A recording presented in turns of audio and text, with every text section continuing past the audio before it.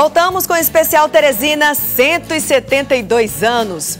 A necessidade de uma mudança de hábito é urgente para a preservação dos nossos recursos naturais. E não é difícil separar os resíduos, mas é importante conhecer o que realmente é aceito pelo mercado.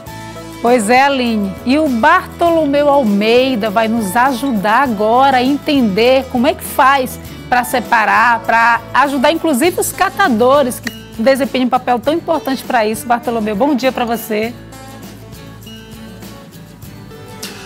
Um bom dia para você, Gorete Santos, um bom dia para a Aline Moreira, uma satisfação participar do Notícia da Manhã, nesta data muito especial, onde nossa capital completa 172 anos. Olha, eu estou aqui na zona norte de Teresina, precisamente aqui perto da Avenida Boa Esperança. Estou na Copicata, que é a Cooperativa dos Catadores, Copicata 3R. Daqui a pouco vocês vão entender o significado desses 3 R's aí, tá bom? Então, estou ao lado da Carolina Penteado, ela é engenheira ambiental sanitarista, consultora ambiental, tem uma larga experiência em reciclagem. Daqui a pouco ela vai explicar pra gente, então, como é que funciona a reciclagem, a separação, a importância da reciclagem. E aqui na minha direita, a Márcia Alencar. A Márcia, ela é cofundadora da cooperativa, tem um trabalho também fantástico. E essas mulheres maravilhosas, meninas, que já estão aqui com a gente desde cedinho aqui, ó. É a dona Livramento, a dona Paixão e também a dona Rita. Então vamos iniciar a nossa entrevista aqui com a Carolina, até para entendermos então como é que funciona a reciclagem. Carolina, um bom dia para você. Qual deve ser a preocupação do momento de você separar um material na sua residência para ele ficar próprio para ser reciclado então? A reciclagem ele é um processo também que faz parte da cadeia operacional de resíduos sólidos, certo? Então, ela é um processo prioritário para que a gente consiga fazer a reinserção desse material de forma de economia circular, para que a gente possa fechar a cadeia de resíduos sólidos e assim dar o tratamento adequado. Então, a reciclagem ela é um processo muito importante que depende da segregação dos materiais corretamente gerados na fonte geradora, que seria, no caso, das residências domiciliares. Então, o trabalho do catador ele se torna importante nesse sentido, porque eles têm papel de atores principais nesse processo de captação desses materiais recicláveis, do processo também de segregação. Então, olha, vocês estão acompanhando aí as imagens do Josué. Esse material é um material que já foi, captado nas ruas e às vezes até nas residências também, através dos catadores. Agora eu vou pedir ao Josué dar uma viradinha para cá, para a Carolina explicar para a gente. Daqui a pouco vamos conversar com a Márcia. Por exemplo, desses materiais que tem aqui, quais são aqui? Olha, tem até, remédio. Mas aqui são materiais que os catadores colhem nas ruas, não é isso? E depois eles são separados. Tem alguns que são descartados, não é isso? Por conta dessa dificuldade da população entender essa segregação de forma correta, acaba que chega nas cooperativas muitos materiais misturados que não têm essa função de reciclabilidade. Nesse caso aqui dos blisters de medicação, são resíduos de serviço de saúde que precisam ter o seu descarte separado desses materiais recicláveis, porque existe um grau de periculosidade associados a eles, certo? Aqui também temos alguns materiais que, apesar de serem materiais plásticos, eles também não produzem esse efeito de saída para a reciclagem por conta de falta de tecnologias disponíveis e viabilidade econômica. Então, por exemplo, esse material aqui, que são esses copos d'água, descartáveis, esse material hoje não tem saída para o mercado da reciclagem. Então, quando chega esse material na cooperativa, eles têm que fazer esse processo de segregação para que esse material não vá junto com os demais que vão para a reciclagem. Olha, daqui a pouco a Carolina volta a conversar mais com a gente. Vamos aqui conversar com a Márcia Alencar, que ela é cofundadora da cooperativa, que é a Copicata 3Rs. Vamos explicar direitinho aí o significado desses 3Rs. Um bom dia para você, Márcia.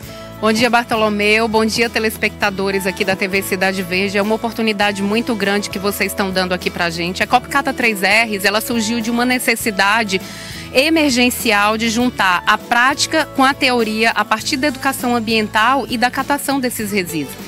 Os 3 R significa reduzir, a partir do trabalho de sensibilização de educação ambiental que nós fazemos em porta, no dia a dia, pequenos comércios, médios comércios, dentro do território onde nossa capacidade consegue atuar.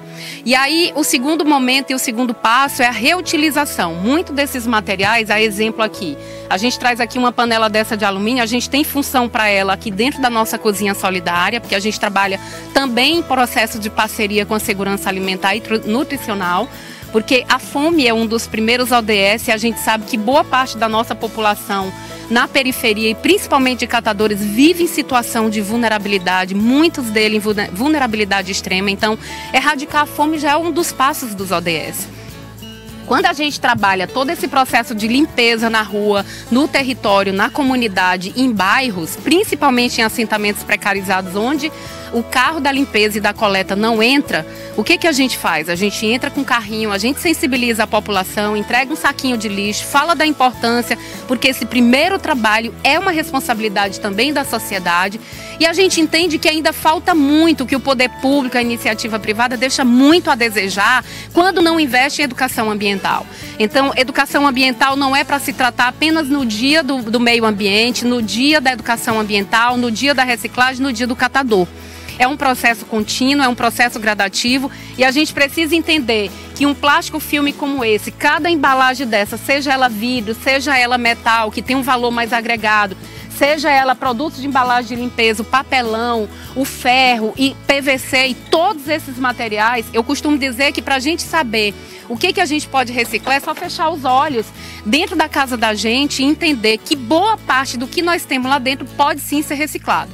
A gente hoje, inclusive, orienta a população para não ficar naquela o que pode e o que não pode. A gente entende da seguinte forma e explica de forma mais didática. Separa em 3 categorias. Rejeito é aquilo que não nos serve, que é para ir para o aterro, que é o papel higiênico, fralda descartável e outros materiais que a gente não consegue reciclar, que a indústria não consegue levar de volta para a indústria da reciclagem e que a gente não pode fazer a captação desse material. A gente coloca o segundo, que é a coleta seletiva, que é todos... Por que seletiva? Exatamente por conta dessa variação desse material que a gente tem aqui, do alumínio, vidro, ao PET, ao plástico de várias naturezas. E aí a gente fala do orgânico, que é também boa parte do resíduo do aterro, tá lá. O desperdício dos alimentos, das cascas de fruta e de verdura, que também pode virar um composto, inclusive para ser trabalhado como uma outra fonte de renda, para levar para as hortas urbanas, para levar para a agricultura familiar, para ornamentar, para adubar a ornamentação das vias públicas da nossa cidade melhorar. Okay, então, olha, Gorete e também a Aline, essas mulheres sobrevivem exatamente desse trabalho aqui. É um trabalho autossustentável, ou seja, elas sobrevivem daquele trabalho que elas fazem no dia a dia. Daqui a pouquinho então elas vão para campo, para as ruas, fazer aquela coleta. Então é muito importante a sensibilização de cada cidadão, de cada pessoa aqui de Teresina para colaborar com esse trabalho. Eu gostaria até que o Josué, você pode virar um pouquinho lá, ó, devagarinho, vamos lá. Olha lá ao fundo tem uma máquina, essa máquina que está encoberta aí, é uma prensa que eles receberam, mas eles estão sem condições de botar para funcionar. O que é que está faltando, Márcia? O que está faltando? O investimento do poder público, da iniciativa privada, porque a gente está numa crise emergencial climática gigante.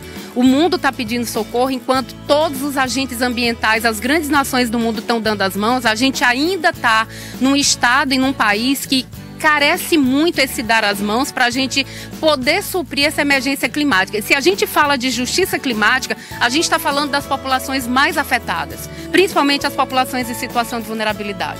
Ok, então, muito agradecendo aqui a Márcia e finalizando aqui com a Carolina. Então, Carolina, o recado para as pessoas que nos acompanham agora, da importância dessa reciclagem.